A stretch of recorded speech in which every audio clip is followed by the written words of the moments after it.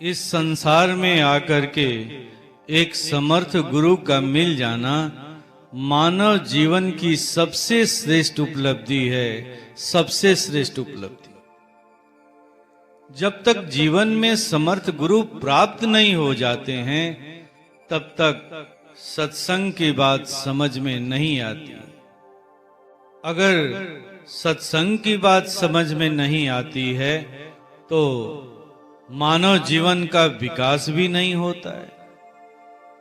कहते हैं ना, बिनु सत्संग विवेक न हो।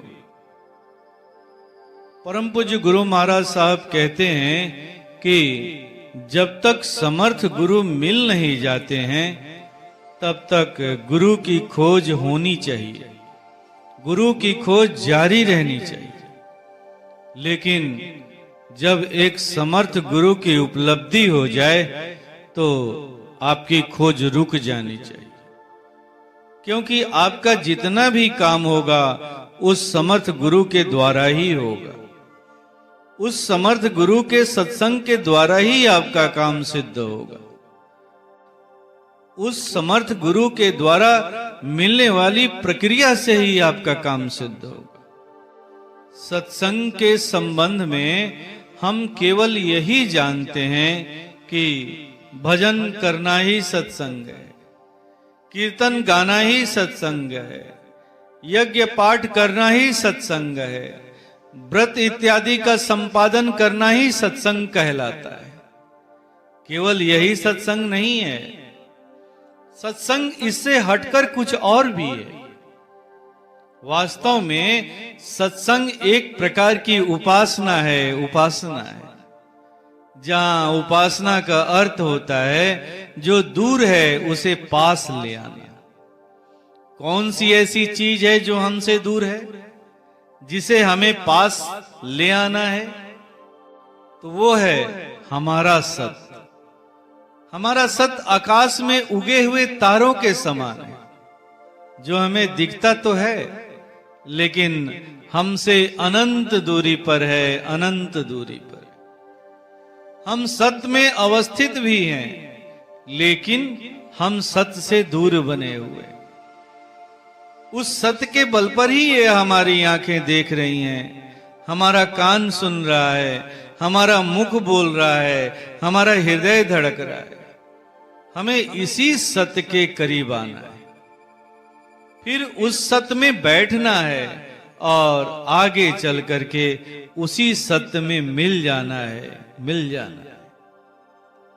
ये क्रिया ठीक वैसे ही है जैसे लोहे को अगर अग्नि के करीब रख दें तो पहले वो गर्म होने लगता है, फिर अग्नि के और बिल्कुल पास रख दें तो वो तपने लगता है, और जब अग्नि में डाल देते हैं तो वो अग्नि हो जाता है, अग्नि हो जाता है।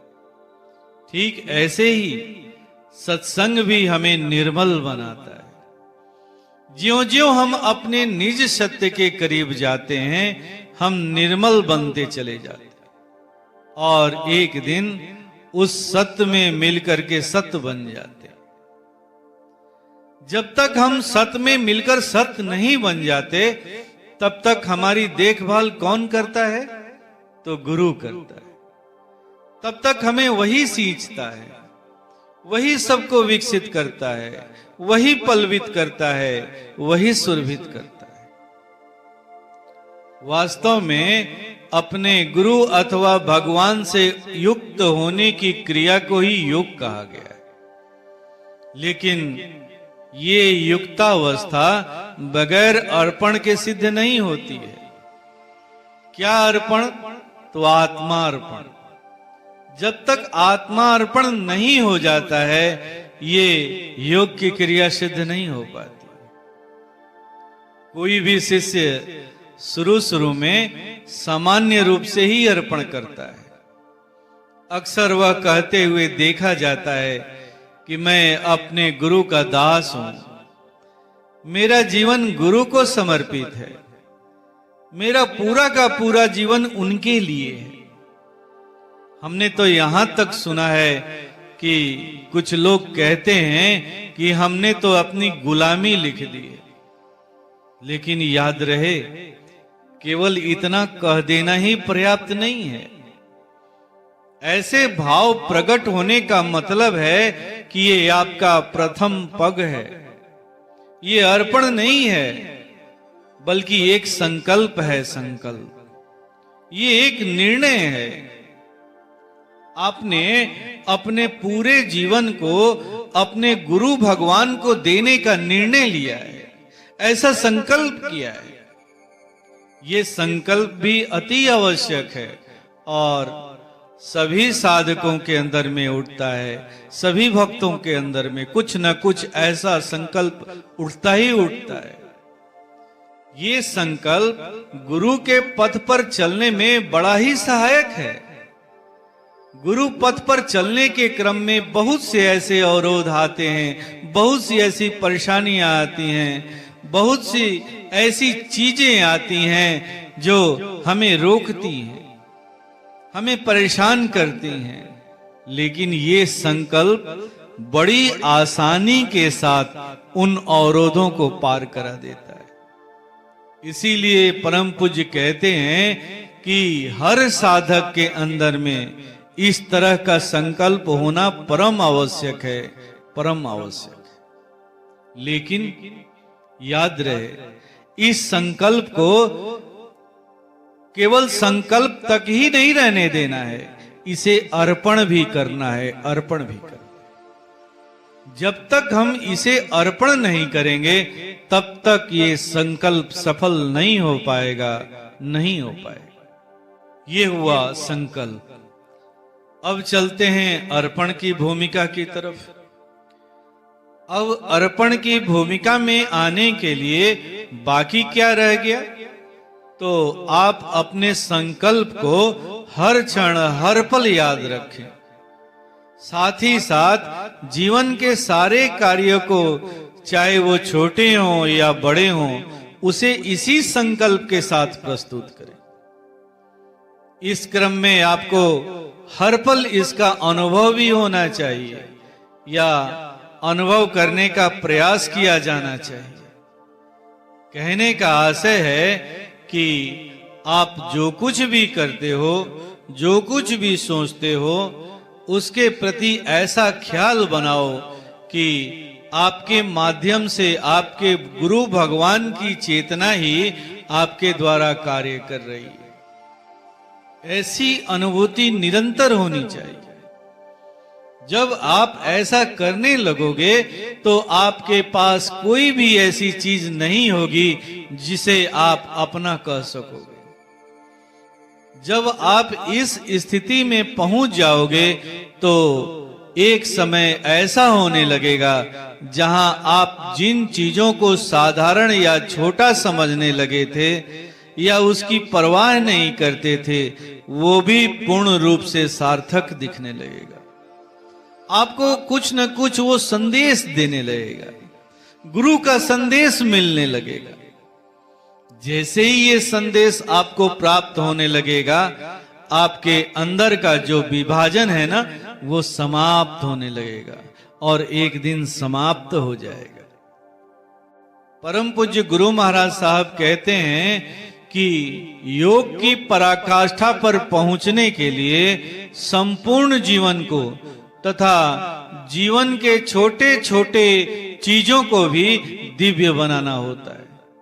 ये दिव्य कब बनता है?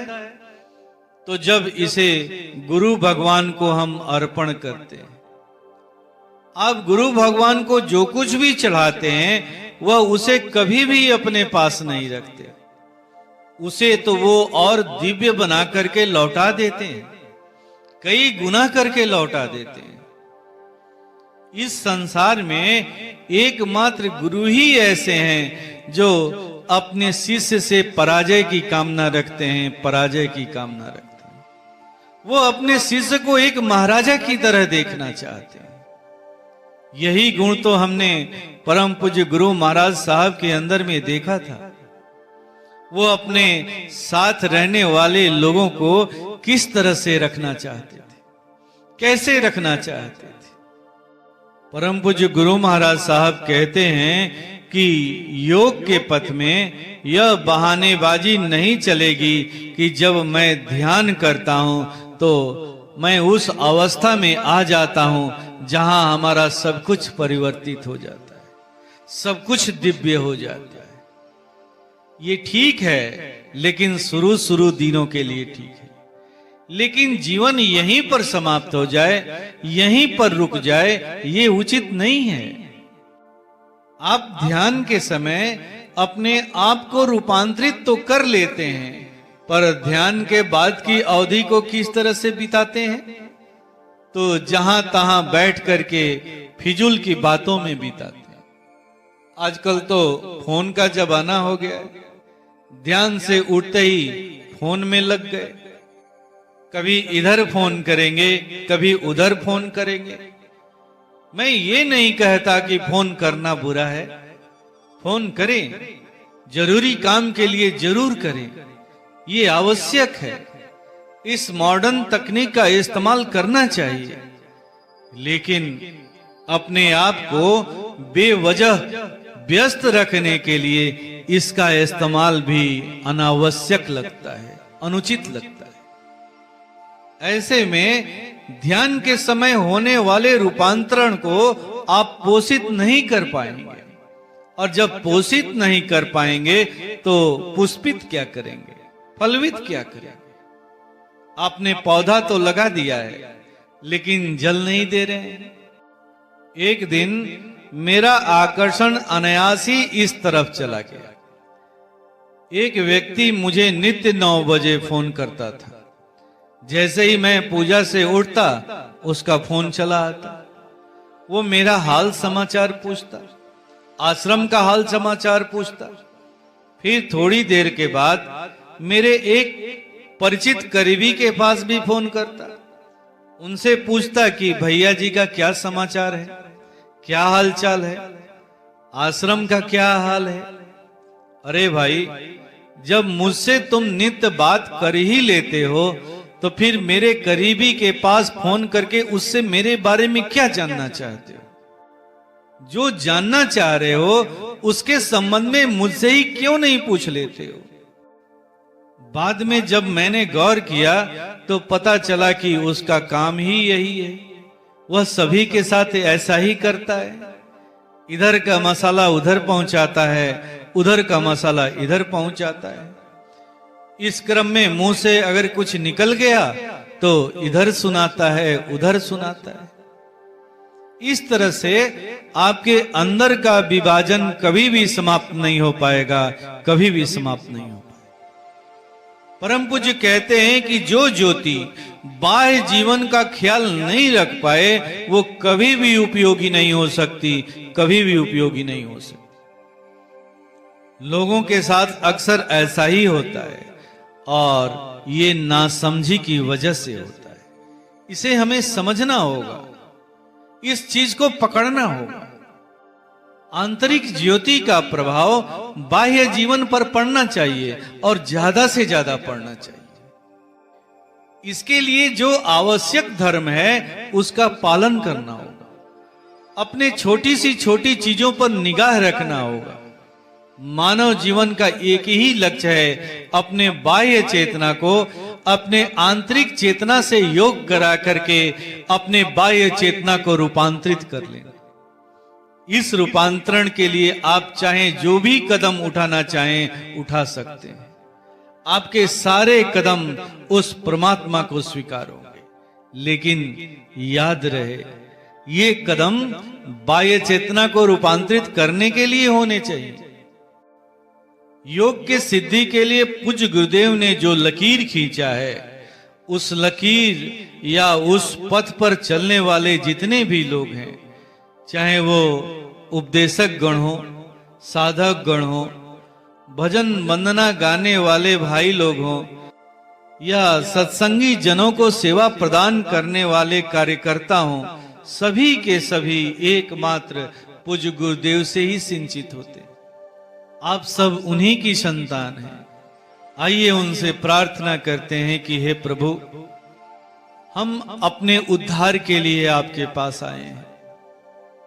अपने आप को भवसागर से पार कराने के लिए आए हैं, अपनी खुदी को मिटाने के लिए आए हैं। हे प्रभु, आप हमारा सब कुछ ले लो, लेकिन प्रभु आप अपनी कृपा और भक्ति दे दो। हमें वो शक्ति दो प्रभु कि हम अपने संकल्प को सफलतापूर्वक अर्पित कर पाए। अगर हम अपने संकल्प को अर्पित नहीं कर पाए तो हमारा संकल्प अधूरा रह जाएगा प्रभु, अधूरा रह जाएगा। हे प्रभु, आपका यही आशीर्वाद चाहिए, यही आशीर्वाद चाहिए प्रभु कि हम अपने संकल्प को पूरा कर सकें, अपने मानव जीवन को सार्थक बना सकें प्रभु, सार्थक बना सकें।